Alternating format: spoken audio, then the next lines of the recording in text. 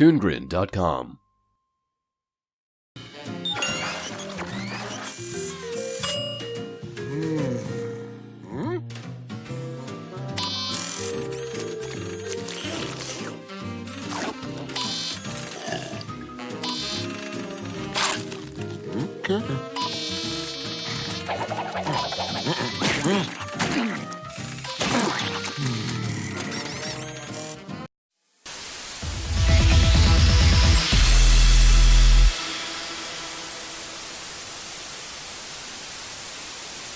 Hello and welcome to Watchin' Stuff, the show about watching stuff. I'm NERO, with me is my Canadian counterpart WHYBOY, and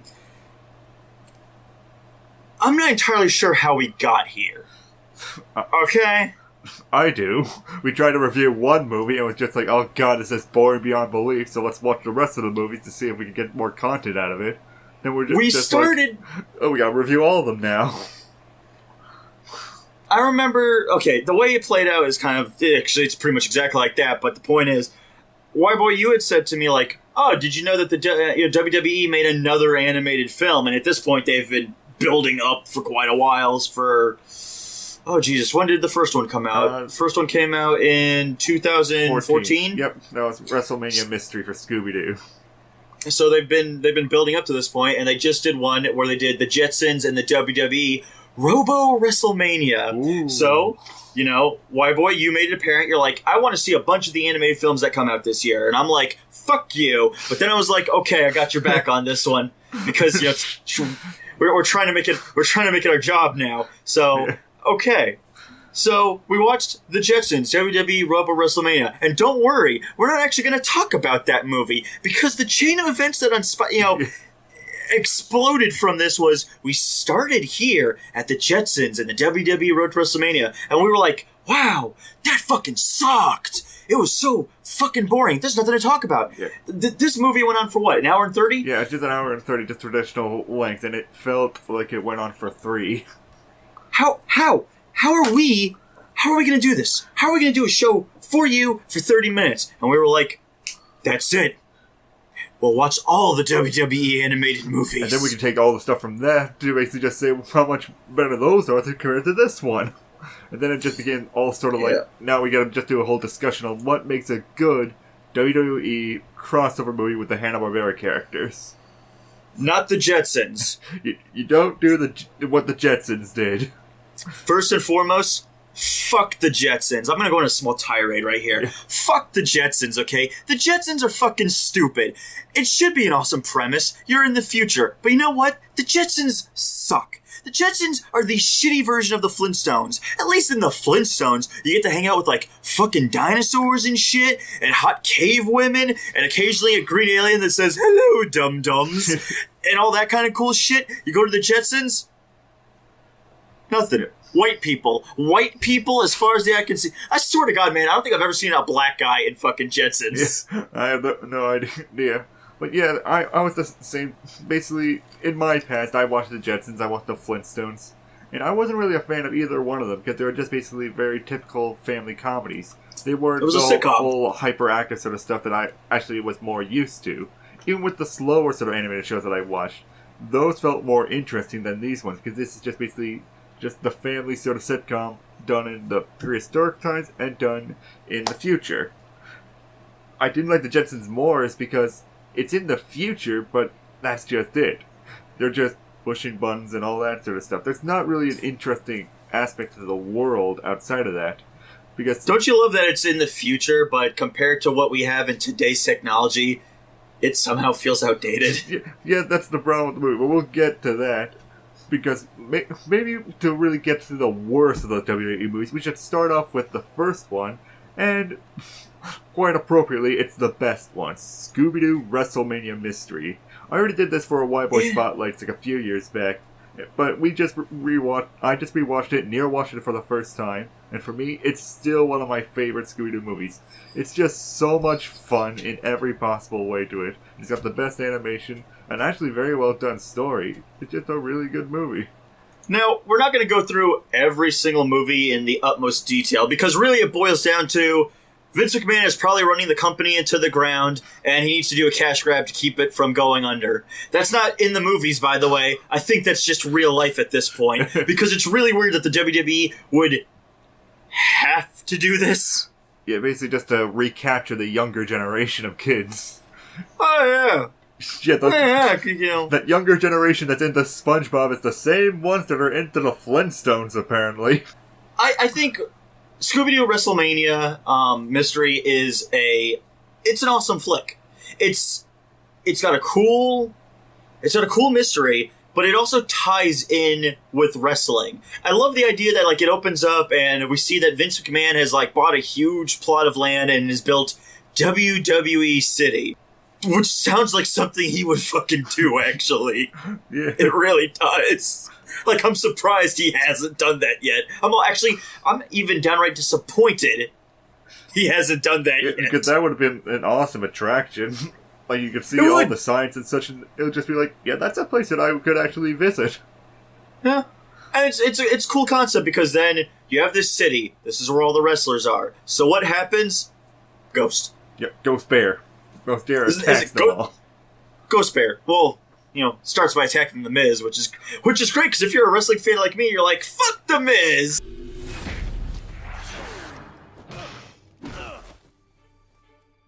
My face!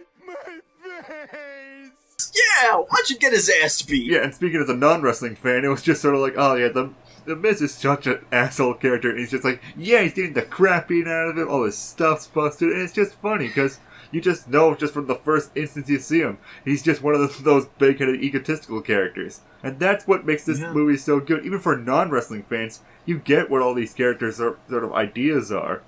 You get the Miz's asshole character. You get what John Cena is, the nice boy guy.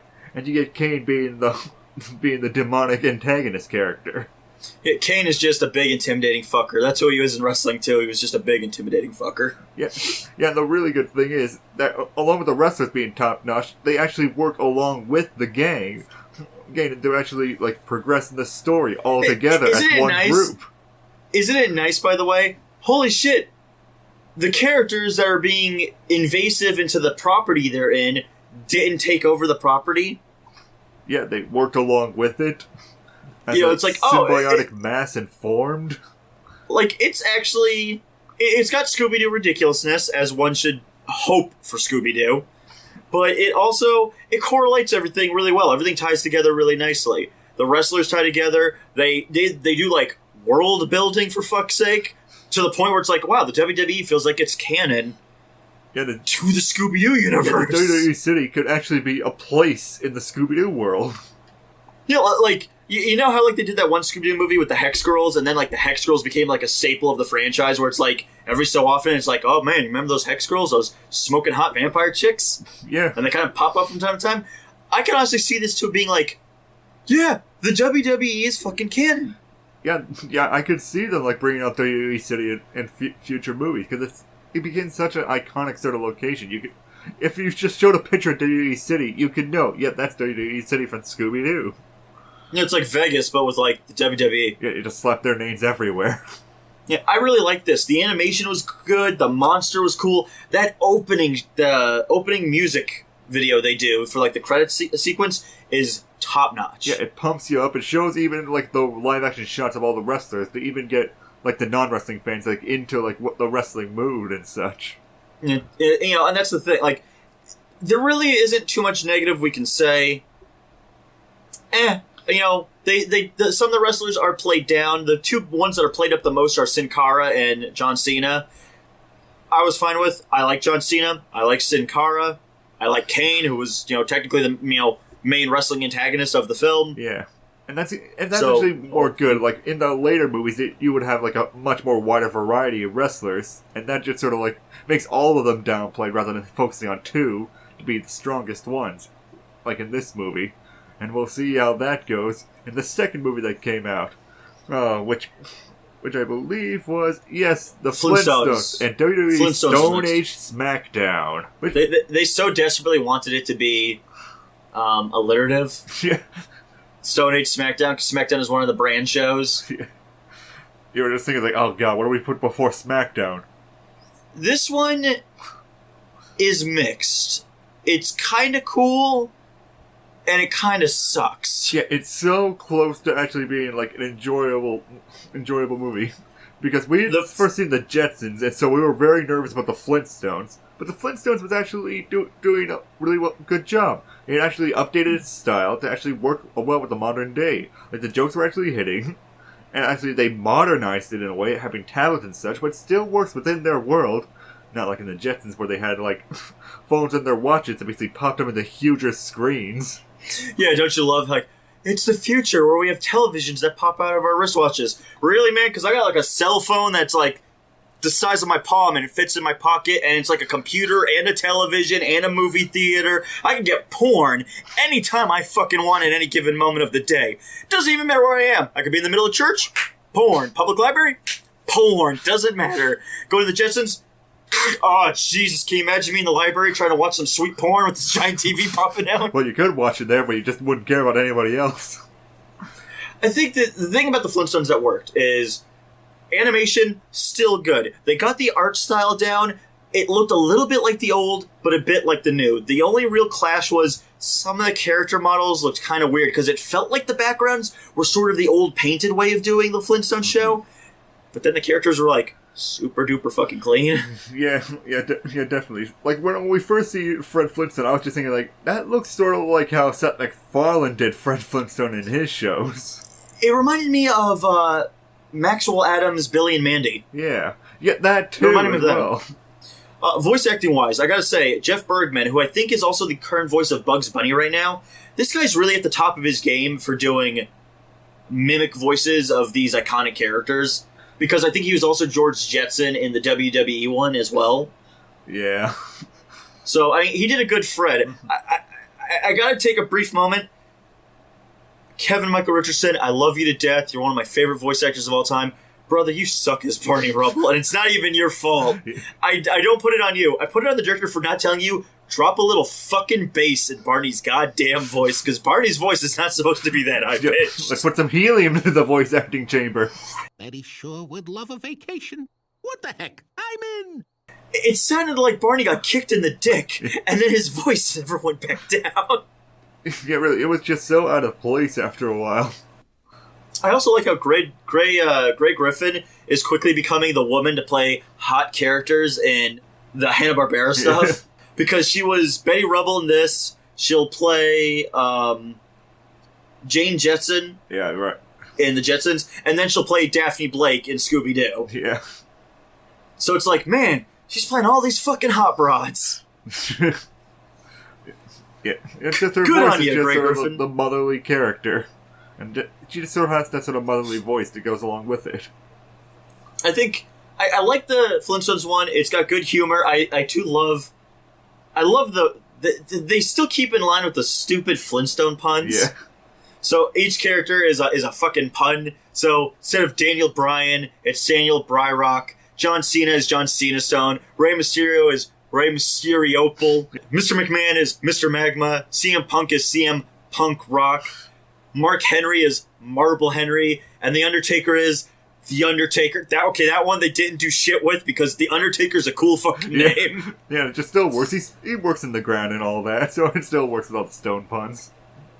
I think, and also, this sounds kind of weird, this thing sets up the origin of the WWE if the Hanna-Barbera universe was shared. Yeah, and it actually does it in sort of a smart way. It is sort of weird how Mr. McMahon is basically working as just sort of a squid salesman at some point. He just goes to Fred, just like, you're doing a real good job here, buddy. But you don't get I'm it, off Why now. Boy. See ya. You don't get it, Why Boy. It makes perfect sense that he's a squid salesman. Okay, why is that? Because he wants to be a fish fucker when we get to Surf's Up 2, Wavemania. That is, and we'll get to that. Oh, no. Oh. We'll get to that shit. Yeah. The Flintstone one is okay, but the issue is, like the Flintstones themselves, it works great for like 22-minute TV show, not for an hour. Not for an hour. I'm thankful that it was an hour and a half. Well, dude, that last 30 minutes is like hitting a wall. So if they were to go for like an hour after the 30-minute mark, you'd just be like, what the fuck are they gonna do? Yeah.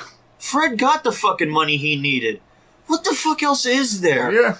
I guess they could have done, like, I don't know, a rival wrestling federation, like WCW or ECW or something. Yeah.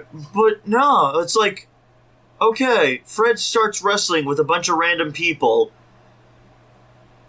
and he gets the money he needs to go on vacation with his wife and kid in the Rubbles. And then it's like, okay, 30 minutes are up. We can go home, right? No, we still got more. We do? No, so they have him spend all the money so he can basically just try to earn the money again the next time. And it's just so artificially done. In a way that makes Fred look even more hateable than I usually find him as. It's very Flintstones, though, sadly. I mean, but that's why it sucks, though, because it's like, it should be kind of updated a bit. Yeah, even with the original Flintstones cartoons, there's usually was more of a reason why he would do that. Like, it's not just the sort of like, I just want to have more money sort of thing. There was more of a wealth-meaning reason to it. Like, the idea that you said before was just basically, like, you just have, they go on vacation, and we have Wilma basically say something along the lines of, oh, wow, I wish that we could go on these vacations more often, Fred. It's like, yeah, I can take my family off on more vacations if I have more money. And see, it would be great if they established, like, Fred was doing it for an unselfish reason where, like, he sort of feels guilty because he's, like, the breadwinner of the house, and he feels like, I don't think I'm providing enough or as much as I could or should for my family. Like, my family deserves to have something this nice. Mm-hmm. Like, something like that. Like, it didn't have to be super fucking deep or any of that shit. That's fine. It's the Flintstones. It's fucking goofy shit. But, like, it wouldn't have hurt just to do it a little bit more other than, like, yeah, Fred's just kind of a greedy jackass. Yeah. And speaking of greedy jackasses, you know, Vince McMahon's like, hey, you know, I'm not done milking that Scooby-Doo shit. Sir, I got you another movie, sir. I got Surf's Up, and also this fish. Oh no, before Surf's Up, WHYBOY, we had Curse of the Speed Demon. Oh my God! No, why did that one have to come next? They went to the Scooby well twice before they went to the Surf's Up well, which by the way is a barren fucking well to like get any water out of. Why did that one have to be next? At least in the Surf's Up one, there's more interesting, weird stuff to talk about.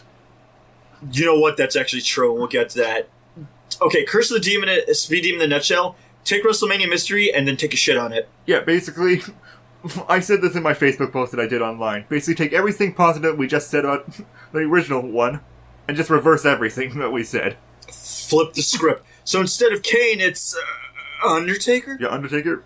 Which, I told you this. I told you this when we watched it, because I said, you know, I heard Hulk Hogan was supposed to be in this, but then he came out and, like, dropped the N-bomb and then got in trouble, and they were like, get him the fuck out of here. Doodles. We can't have some racist, balding, horse-mustached old man dropping N-words left and right. What other great legends do we have left? Undertaker? But wait a minute. Wasn't he just like the comedy sidekick in the last movie we did him in? Yeah, and honestly, I don't mean to shit on the superstars. Most of you sucked in this. Yeah, you all could have the personalities to it. Actually, we said like the Sheamus, Stardust, and Goldust, was it? Like those three actually did good jobs. The Dust Brothers and then Sheamus. Yeah, the Dust Brothers and Sheamus were good. The Miz, I guess, was the same character, but we didn't have the fun of him being a butt monkey, so he was just annoying. Yes, so just like push him out of the speeding car.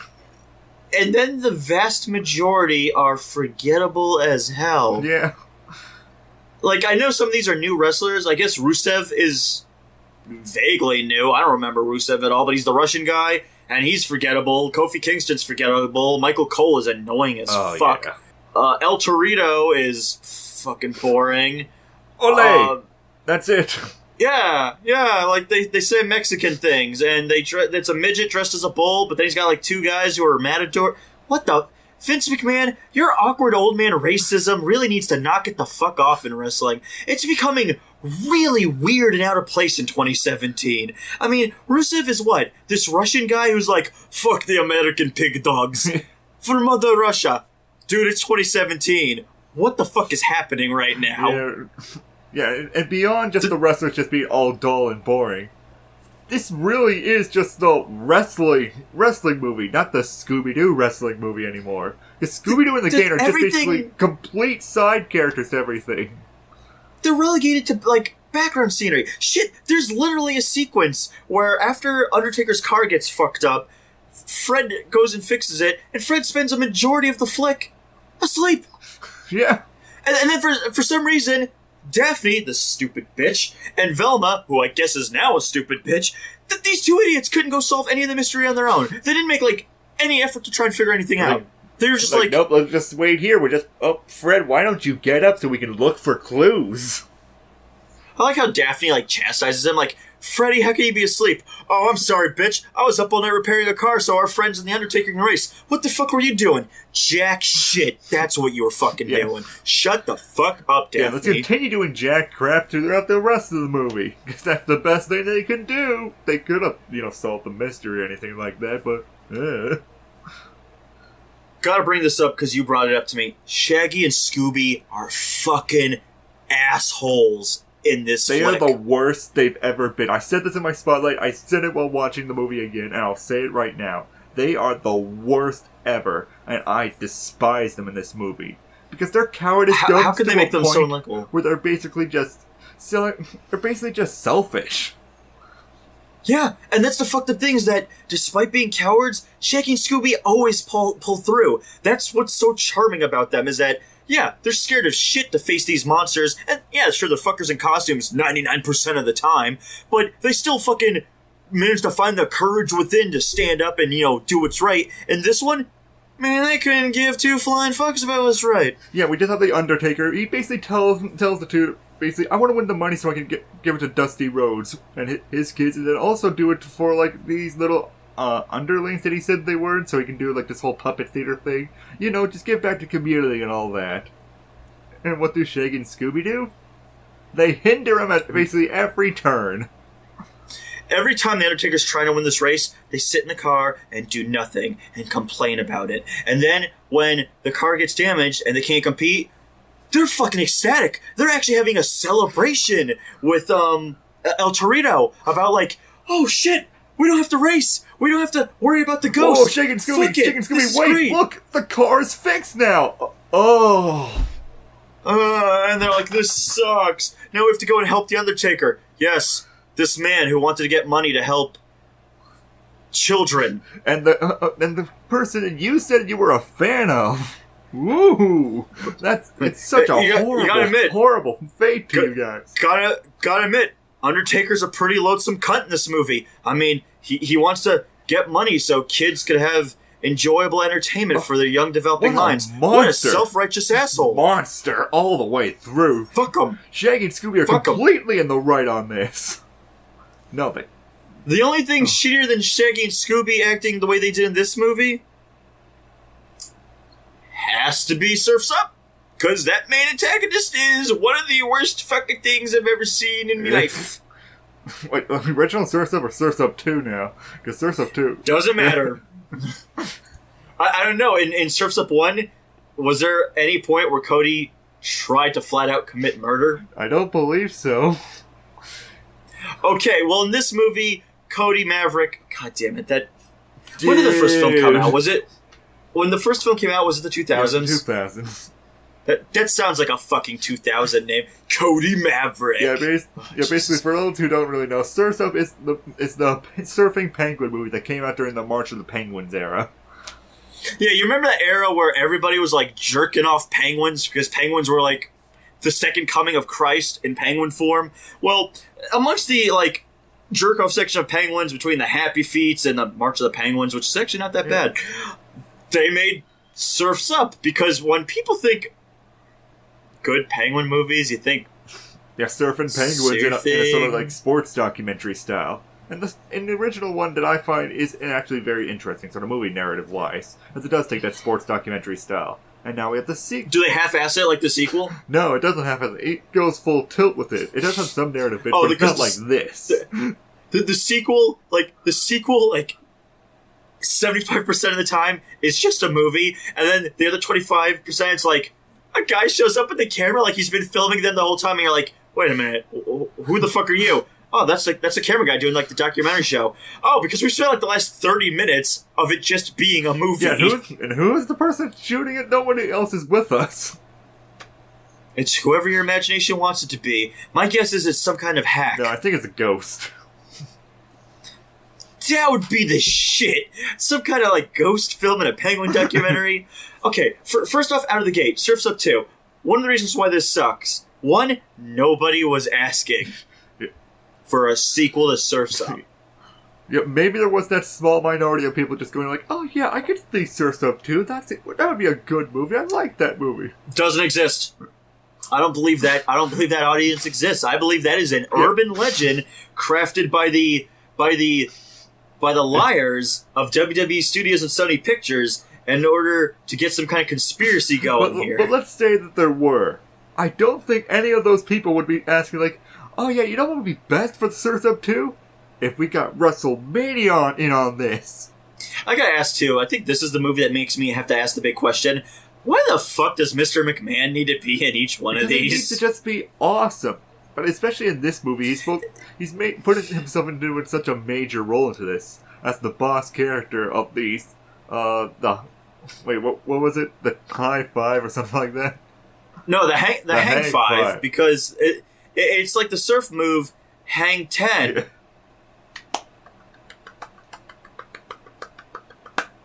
Anyways, that cancer-ridden name aside, the premise is basically Cody has been retconned into being a fan of these characters that never existed before, but do exist now because the WWE needs money. So because the WWE needs money and thus appears in this fucking wretched film, he decides, man, you know who I'm a fan of? I'm a fan of these WWE superstars that never existed in this universe up until this point. I love them so much. So all the four main characters in the first movie, girl character, the big bully Tank, Chicken Joe, and Cody, all go off with the superstars to basically become like the new member of it, as Big Boss is going to be quitting. But he doesn't quit. And he is accompanied by Paige, who is some kind of fucking bird. I don't even really know what kind of bird she's supposed to fucking be. Or something. She doesn't look like a fucking puffin. Do the other three look like fucking penguins? They seem like penguins on steroids. Yes! Oh, those are stylized penguins, but they still look like penguins. Like, I can still tell what kind of fucking animal they're supposed to be. I know that The Undertaker is a penguin. I know that Triple H is a penguin. I know that John Cena, who hilariously is called JC in this, it's funny how many people say he's like the Jesus Christ of wrestling, and then this comes to fruition. But I don't get, by the way, why couldn't they just call him John Cena? Yeah. I mean, like, Mr. McMahon is called Mr. McMahon. Paige is Paige. Triple H is called Hunter, because his name is Hunter Hearst Helmsley. Undertaker is called Undertaker. Why was John Cena the one where they were like, and JC, yeah. Maybe they could do that joke in writing. It's just like, Jesus Christ, did Cody go walk along the beach? Oh, that's the only way I can have fun. Somebody with needs this a fucking now. Someone needs a fucking pop in their mouth. The premise is weak. Yeah, it's basically superstars and the Penguins and Surf's Up going on this adventure to go to the biggest wave in the world, basically try to get the Flintstones killed. And it's just basically trying to figure out who's going to be the new one in the Hang Five. They're not wrestlers. No, they're basically extreme sports stars. They're not fucking wrestlers. Yeah. What the fuck is the point? What's the point? Shit, at least fucking Wrestlemania Mystery. They were wrestlers. The Stone Age Smackdown, they were wrestlers. Curse of the Speed Demon, they mentioned that they're wrestlers, but they're also like NASCAR drivers, because that's when it got stupid. When they're not wrestlers, it's where it turns to shit. They're completely not wrestlers. It just becomes really detached from itself. I'll say this, like, I'm not completely hating on this movie. I think as retcon sequels go, this is actually pretty okay with what the source material was. It still got boring. There was nothing necessary, though. In it, but like characters like John Cena actually put a lot of like heart into this movie that was really missing from it. And actually helped like Cody Maffer become like more of a character. There is that point where he becomes an almost near murderer, and that's where you lose me. He tried to kill Tank. I don't like his justification too. He's been bullying me this whole time. He didn't try and kill you, though. Yeah, he just sat on your face and such. That doesn't equate to let's go into the lava with you. He bullied you, yes. And bullies shouldn't be tolerated and you should stand up against them. And to be fair, it's really stupid how, like, nobody calls Tank out on his bullshit the majority of the fucking flick. I hate that crap. But Cody flat out tried to fucking commit murder. Yeah, it's just weirdly out of place here. And on top of that, his attempted murder, which fails, god damn it, Cody, if you're gonna do it, you give 110%. You don't fucking half-ass a murder, you lazy sack of shit. 110% murders. God damn it. You're giving attempted murderers like us, other people a bad name, and don't you have to tolerate that shit. Secondly, he nearly killed Chicken Joe. Yeah. And Chicken Joe's a fun character. Actually, Chicken Joe is pretty fucking awesome. Even Undertaker actually did a lot of funny bits in the movie, and that was nice. Yeah, Triple H was... Again, this is one of those situations where it's like, there's some good personalities with some of these wrestlers, and you could tell which ones really have presence. And it's weird. Triple H has great comedic presence in the WWE. When he was part of D-Generation X, he was amazing. In this, nothing really.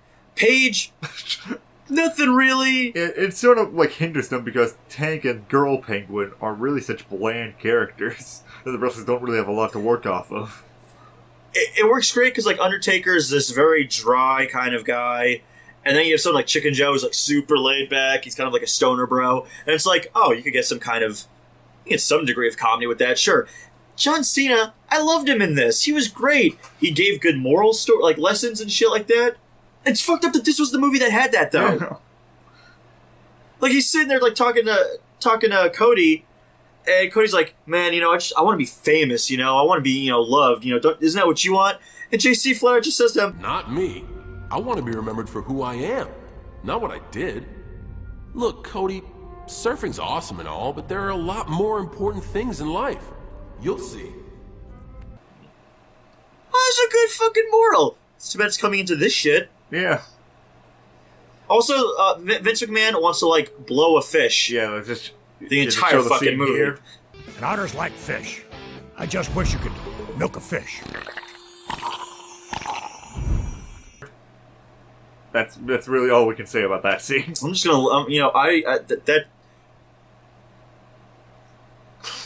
I want to know if, like, Vince McMahon ever has a say what the fuck are in any of these scripts, and if he just signs the fuck off on them. Yeah, and if you actually sign off on the visuals, like, what did he say when he saw this? Did he not see what it looked like? Well, Vince McMahon's a crazy son of a bitch if you ever watch wrestling, and you could argue he's doing it for a show, but no, I think he's just a senile old fucker by this point, so... Yeah, he's already done enough of these animated movies to basically just say, like, I like the attention of this, let me just do this. I'm gonna be hip with the kids, jive turkeys. Lay me some skin, soul brothers. Stop talking. Yeah, you know what the next hit was going to be? The Jetsons. That felt like I was hit by a Mack truck. This was an ungodly piece of shit. Basically, everything bad we talked about the other movies, it's all in this. Tenfold. And just added on top, just a lot of boredom. First off, for some reason, the wrestler selling point... Okay, so John Cena was like the main one in WrestleMania Mystery. In the Flintstone one, still John Cena, along with, like, Rey Mysterio and The Undertaker. Okay. Curse of the Speed Demon, it's The Undertaker. Good. Wavemania, you got Undertaker and Triple H and John Cena. Okay. This one, the fucking Big Show? I don't want to be that guy. But the Big Show has kind of always sucked as a wrestler. His real personality gimmick is that he's a big motherfucker. And that's it. And also, I gotta get art snobby on this. Fucking A, the wrestlers do not translate to the Jetson style. The first Scooby-Doo movie, they looked fantastic. Everybody looked great. It was even sort of vaguely parodying how they look too. Like, they have that great scene where John Cena comes out and he sees the Mystery Machine stuck in the dirt, so he takes off his shirt and the moonlight glistens across his pectorals and you're like, what the fuck is happening right now? Yeah, this is weird. And it worked well in the Flintstones as well. Yeah, it translated very well. And they actually had, even with their rock pun names, their costumes actually fit with the Flintstone style. Even in Curse of the Speed Demon, all the wrestling outfits and such, their racing outfits actually look good on them. The only thing that kind of sucked about Curse of the Speed Demon was every time Undertaker did his eye thing where he rolls his eyes back in his head, because they gave him the dots, it looks like he just fell asleep, like he had narcolepsy. Close my eyes. Yeah, there we go. If you just added snoring over any scene where the Undertaker rolled back his eyes, you couldn't tell the fucking difference. Yeah, it just looked lazy in a way. It did. It looked really weird and cheap. In this one, they have the big Jetson eyes. Everyone looks fucking terrible. Like, I think the only one that kind of works is Sheamus? Yeah, Sheamus is the only one that's closest to working well. And I think it's more to do with his hair and such. Because he's the Mohawk. Like the layout of his entire body. You basically just it's more spread out rather than everyone else. Like with Big Show, bald head, now big eyes on his face. Also, the setup for this is fucking lame. Like, okay, one of the brilliant things about the Flintstone one that I find worked, and I think you'll agree with me, WHYBOY, is there wasn't like some time travel element. It's not like the WWE traveled back in time. It's just that the WWE was founded by Fred Flintstone, who then gave the idea to Mr. McMahon. Yeah, and that was a clever idea. We can both agree on that. That's fun. This is where the time travel bullcrap comes in. Okay, so the Big Show is upset because they're at the event, they get snowed in, and the Big Show is upset that he's not going to be able to have his match. Which, again, this is weird because if you know anything about wrestling, you know all this shit is fake. So it's really weird how they're playing it like it's real, but if you're a grown-up and you know it's fake, but I guess as a kid it's okay. But I think even as a kid, you know it's bullshit. It's sort of like going back and forth, because was they playing it for real in the original WrestleMania Mystery? Because Kane was just being seen as just sort of a scary asshole. Yeah, but that's what Kane does. Yep. Like, Kane is a scary-looking asshole. Even in real life, Glenn Jacobs is a scary-looking motherfucker. He's 7 fucking feet tall. He's huge. So maybe that is just how he normally acts. I don't know. I think maybe because they played it a bit...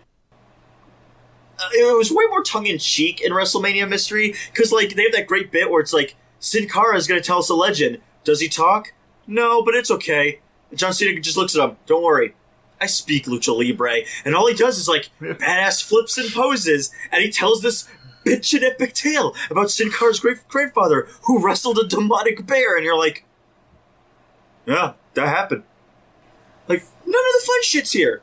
They play it straight, and on top of that, it's fucking stupid. Okay, the Big Show's upset because he needs to get to the next arena in order to have his match with Sheamus for the title belt.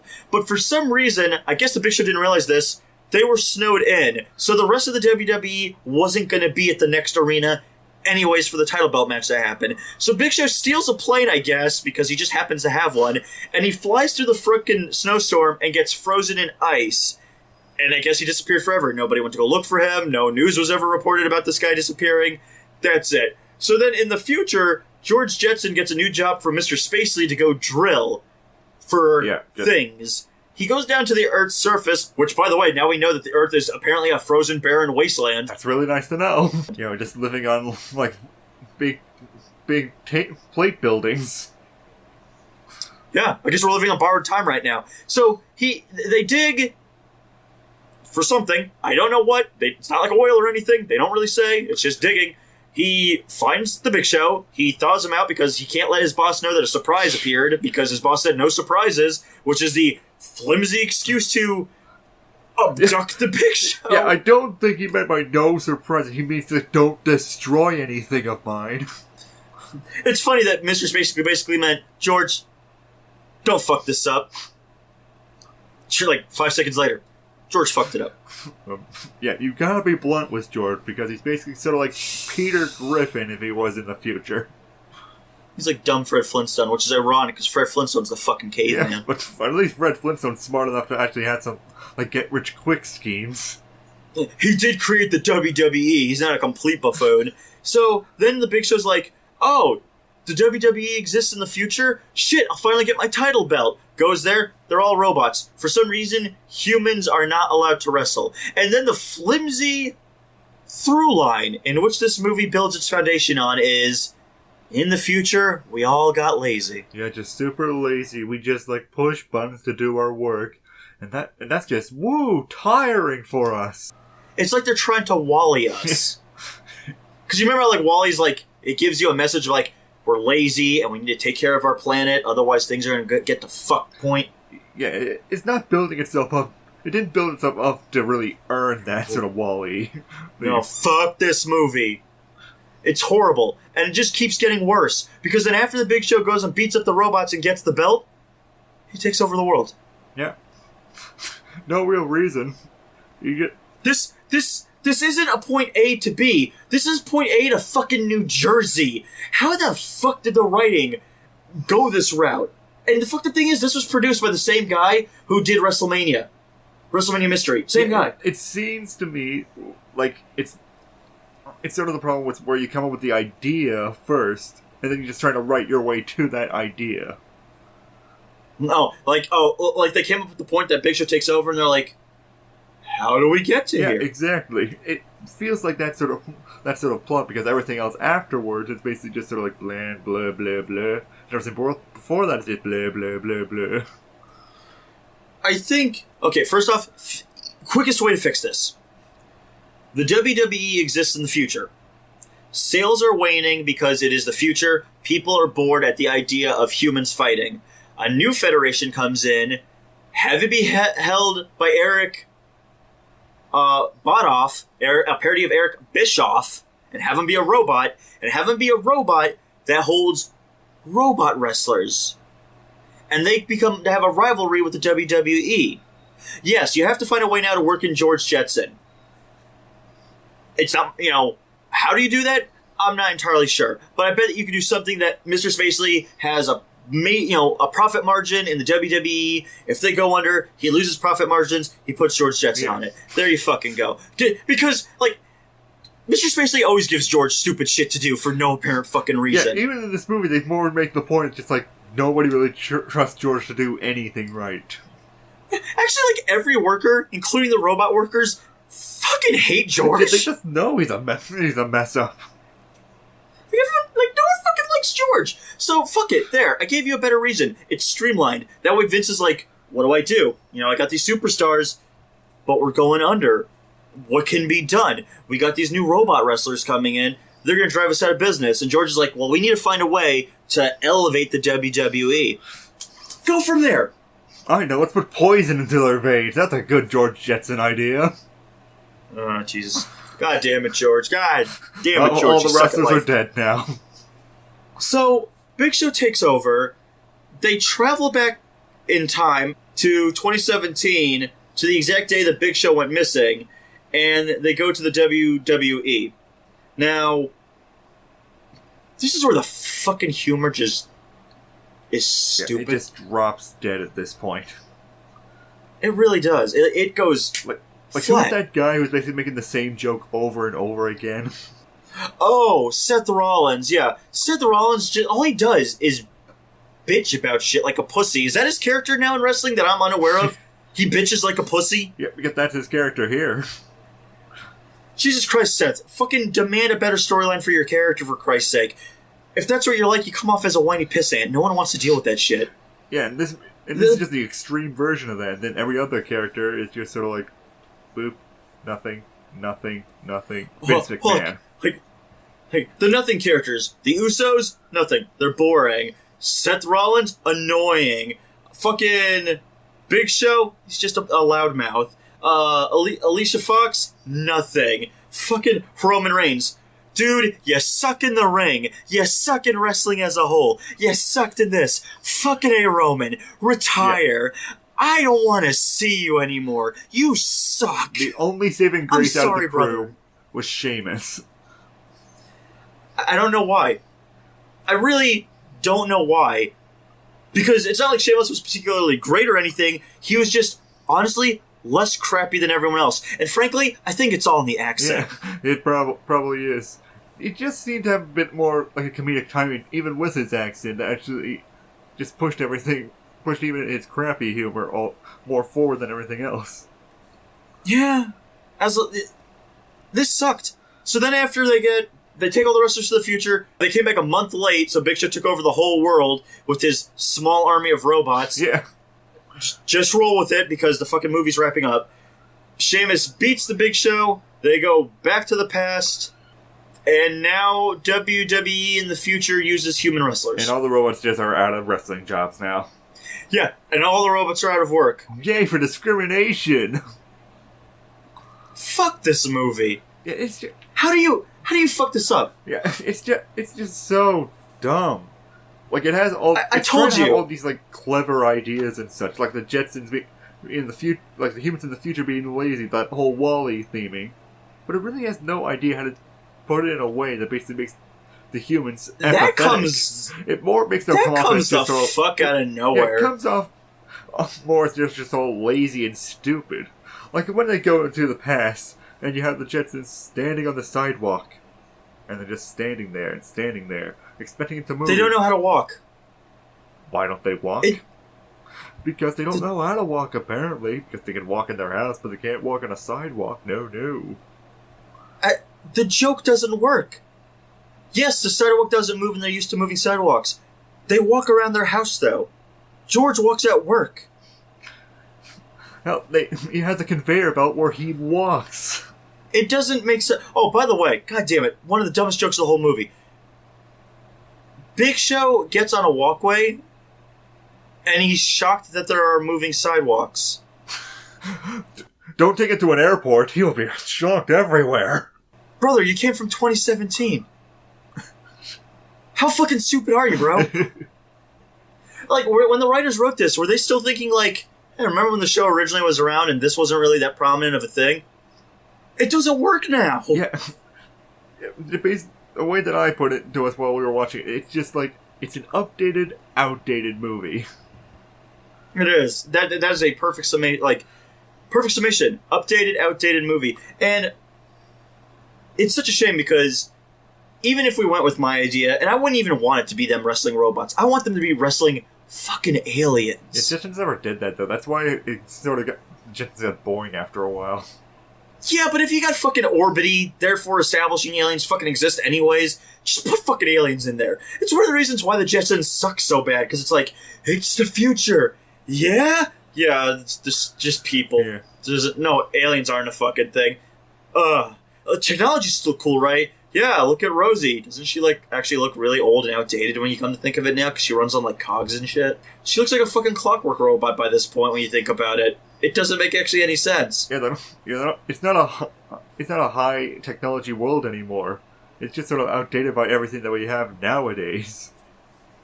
It honestly feels like it's only a few steps away from just being steampunk. Yeah. It really fucking that's how out of date it feels. Where it's like, this is what people thought the future was going to be like back in the 60s or some shit, and then you realize this doesn't work when you have 2017. And all the amazing shit we can do. Yeah. I mean, how many people are fucking robots? Dude, we got robots in this day and age. Sure, they're not Rosie, but... They're getting there. We're getting there. We've seen, the videos online and stuff, the dancing dog robot and shit like that. I saw a robot that was a giant mechanical octopus that moved and a giant spider robot that fucking walked. Yeah, there are many... It's a technological world out there, so the Jetsons don't really have a place anymore, just being the future family.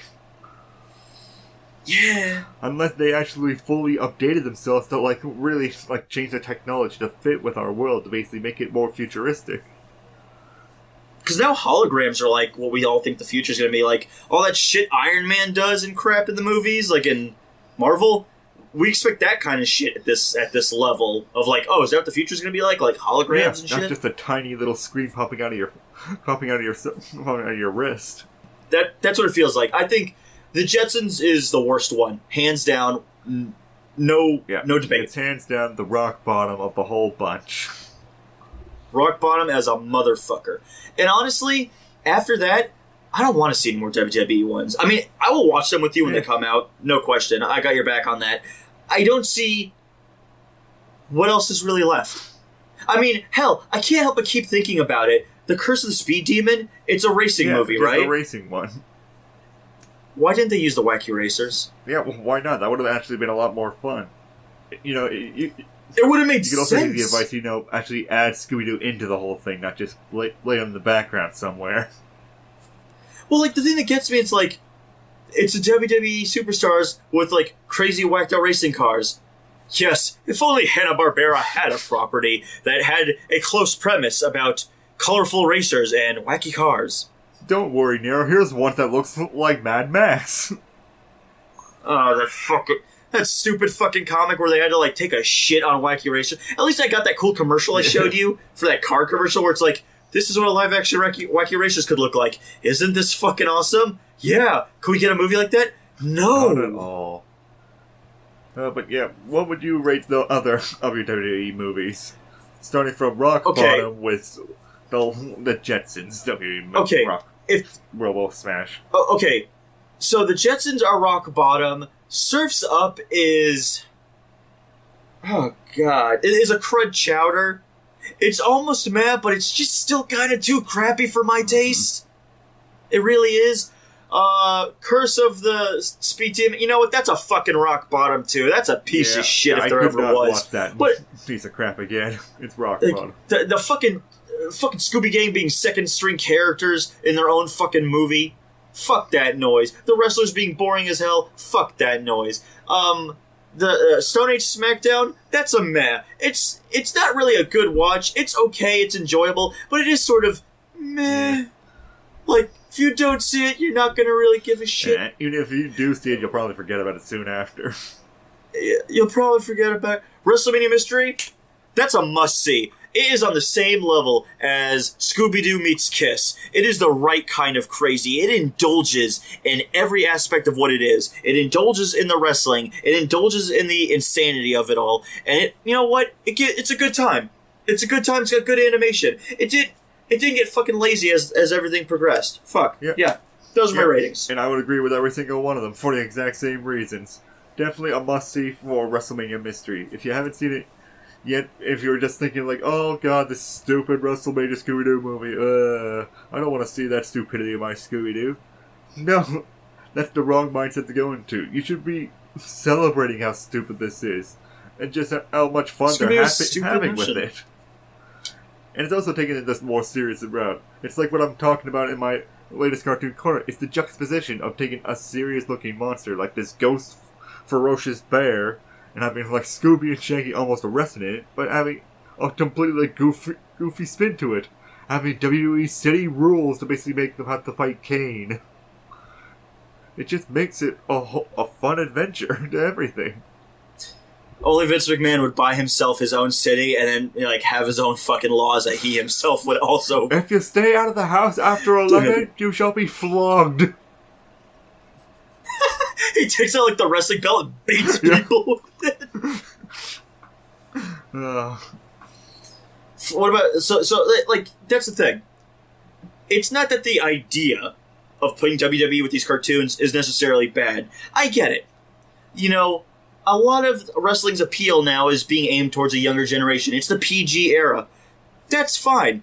I'm down with that. The thing is, there's a good way to do this, WrestleMania Mystery, and there's a bad way to do this, Robo-Wrestlemania. No, don't do that ever. At this point, I don't see what other franchises they would want to or could follow up on. I've really thought about it. They've done Scooby-Doo twice. They did the Flintstones already. They did the Jetsons already. There's no other Hanna-Barbera property that's really that big. Honestly speaking, the big Hanna-Barbera ones are like the big three. Flintstones, Jetsons, and Scooby-Doo. Those are the ones that, honestly, have really stood the test of time. For fuck's sake, the Flintstones have gotten 2 theatrically released live-action movies. Scooby-Doo got 2 theatrically released live-action movies and 3 live-action ones directly to fucking television and DVD. The Jetsons haven't gotten shit shit yet, and they were fucking they chosen. did actually have one movie, though, that I actually found. It's the animated one, right? It's crap, though. Environmental one at that. Oh, fuck's sake. That's not ironic considering the fucking planet's a goddamn wasteland, That apparently. makes me think maybe we should just cover that on Watching Stuff sometime. Yeah, you know what? We'll do it. Old-fashioned cartoon movies. We'll do that in maybe like a month or two's time, because I'm sure there's plenty we can have. Because I remember hating The Secret of Nimh, and someone said I was a soulless monster. I actually watched that with my family, and they all hated that. They find it boring. So you know what? Shit, we'll do that, okay? Maybe, guys, comment below. What are some old-fashioned flicks you want us to take a look at? We'll make a month of it. It'll be an extravaganza. Yeah, super fun extravaganza. So, fuck this movie. I don't know where else they can go at this point. I don't know what other Hanna-Barbera property that I would even want to see, quite honestly. You guys want to watch good wrestling? Check out fucking Lucha Underground. It's on Netflix. It's fucking amazing. Better athletes, better storyline. And each time they do the storyline stuff, it's actually recorded and done like a small film. Nice. So guys, that's Watching Stuff. The show about watching stuff. And we watch some stuff. Some good shit. Some crap. Yep. I want to see John Cena and more stuff now. He's still fun. He's going to be in Ferdinand. Yeah, I'm looking forward to that. And that should be on Watching Stuff in the future. Where we'll see you next time for more ToonGrin wackiness. So, be sure to tune in to ToonGrin.com. Man, what fucking Hanna-Barbera property could you even do that anyone would even give a fuck about? I mean, hell, you know what? Even if they did do the Wacky Eraser one, who would have really given a shit enough to see it? Nobody gave a fuck about the Wacky Erasers. Even I don't give a fuck about the Wacky Erasers. It's the John Cena line. You can't see me. Or maybe it should be called, you don't want to see me. No, that's the fucking Jetsons WWE Robot Wrestlemania. You don't want to see this. Don't see me.